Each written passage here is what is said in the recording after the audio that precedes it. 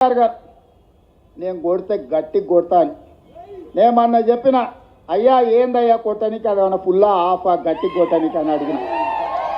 చంద్రశేఖరరావు గారు ఈ వేదిక మీద నుంచి చెప్తున్నా నీ గట్టి కొట్టాలంటే నీ కొడుకును వంగబెట్టి కొట్టు ఎందుకంటే ఆయన తిరుగుళ్ళు చూడు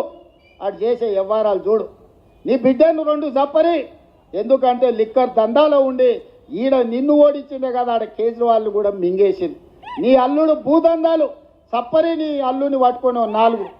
గట్టిగా కొట్టు వాళ్ళను కొడుకుని కొట్టు అల్లుని కొట్టు బిడ్డను కొట్టు సడ్డకుని కొడుకుని కొట్టు గట్టి కాదు కట్టె తీసుకొని కొట్టు వీళ్ళు చేసిన దుర్మార్గాలు తెలంగాణ సమాజం చూసింది కాబట్టే